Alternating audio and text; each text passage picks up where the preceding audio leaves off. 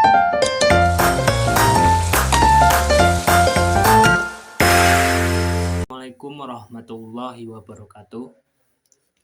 Perkenalkan, nama saya Syadid Majidul Aufa, mahasiswa Universitas Mataul Anwar, Banten.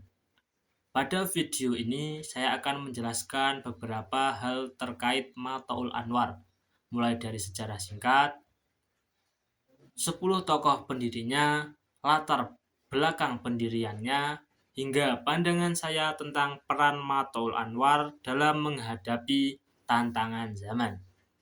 Baik, langsung saja kita masuk ke pembahasan yang pertama. Pembahasan yang pertama yaitu sejarah singkat Mataul Anwar. Mataul Anwar merupakan salah satu organisasi Islam besar di Indonesia yang lahir dari semangat dakwah dan pendidikan Islam. Organisasi ini didirikan pada tanggal 10 Juli 1916 di Menes, Kabupaten Pandeglang, Banten. Nama Mataul Anwar sendiri memiliki arti tempat terbitnya cahaya, yang mengandung makna bahwa organisasi ini diharapkan menjadi sumber pencerahan umat melalui ilmu dan dakwah Islam. Pada masa itu, kondisi umat Islam masih mengalami keterbelakangan, baik dari sisi pendidikan, pemahaman agama, maupun kondisi sosial.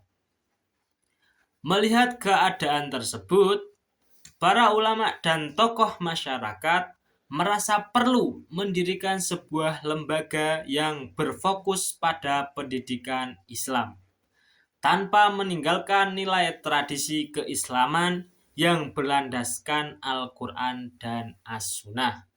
Sejak awal berdirinya, Mataul Anwar dikenal sebagai organisasi yang menekankan pendidikan, pengajaran, dan dakwah, khususnya melalui pendidikan madrasah dan pesantren. Hingga saat ini, Mataul Anwar terus berkembang dan memiliki banyak lembaga pendidikan yang tersebar di berbagai daerah di Indonesia. Pembahasan yang kedua yaitu 10 tokoh pendiri Mataul Anwar dan perannya masing-masing. Dalam pendiriannya, Mataul Anwar tidak lepas dari para ulama besar yang memiliki visi jauh ke depan. Beberapa tokoh pendiri Mataul Anwar antara lain: 1. Kiai Haji Mas Abdurrahman. Beliau merupakan tokoh utama pendiri Mataul Anwar yang berperan besar dalam perumusan visi dakwah dan pendidikan Islam. Kedua, Kiai Haji Tubagus Ahmad Khatib berperan dalam pengembangan sistem pendidikan dan pengajaran madrasah. Ketiga, Kiai Haji Tubagus Muhammad Yasin berperan aktif dalam dakwah dan pembinaan umat di masyarakat. Keempat, Kiai Haji Tubagus M. Asnawi berkontribusi dalam penguatan organisasi dan kaderisasi ulama. Kelima, Kiai Haji Tubagus Abdul Latif berperan dalam penyebaran ajaran Islam melalui pendidikan pesantren. Keenam, Kiai Haji Tubagus Muhammad Arsyad mendukung pengembangan kurikulum keislaman. Ketujuh, Kiai Haji Tubagus Ali Hasan aktif dalam bidang sosial, keagamaan, dan dakwah masyarakat. 8. Kiai Haji Tubagus Muhammad Idris berperan dalam memperluas jaringan Mataul Anwar. 9. Kiai Haji Tubagus Ahmad Syadli menguatkan peran ulama dalam organisasi. 10.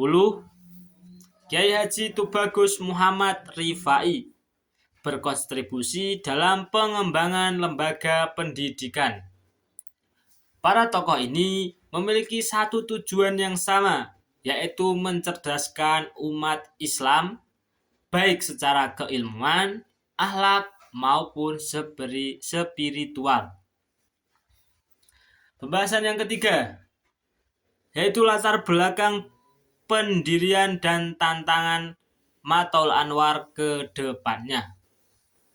Latar belakang utama berdirinya Mataul Anwar adalah kondisi umat Islam pada masa penjajahan yang masih tertinggal dalam bidang pendidikan.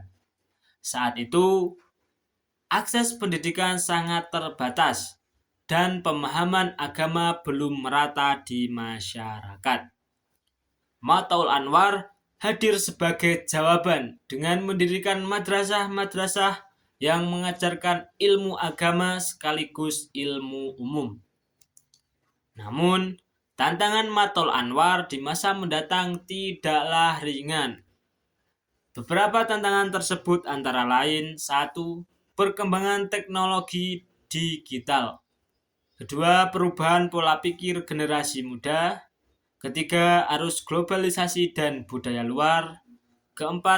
Menurunnya minat belajar agama secara mendalam. Jika tidak diimbangi dengan inovasi, maka nilai-nilai keislaman bisa semakin tersingkirkan. Pembahasan yang keempat, yaitu pandangan saya tentang peran Mataul Anwar. Menurut pandangan saya, Mataul Anwar memiliki peran yang sangat strategis dalam menghadapi perkembangan zaman saat ini. Mataul Anwar harus mampu memadukan tradisi keislaman dengan teknologi modern, mengembangkan dakwah melalui media digital, dan mencetak generasi muda yang berilmu, berakhlak, dan berdaya saing.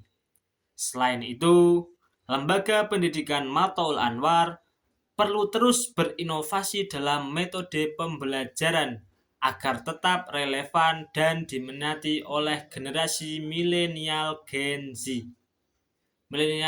Gen Z. Dengan tetap berpegang teguh pada nilai-nilai Islam, saya yakin Mataul Anwar akan terus menjadi cahaya penerang umat sesuai dengan makna namanya. Demikian penjelasan yang dapat saya sampaikan mengenai Mataul Anwar. Semoga video ini dapat membawa wawasan dan memenuhi tugas UAS mata kuliah keislaman dan kemataul Anwaran. Terima kasih atas perhatiannya. Saya akhiri, hadanallahu wa iyyakum ila syiratal mustaqim. Assalamualaikum warahmatullahi wabarakatuh.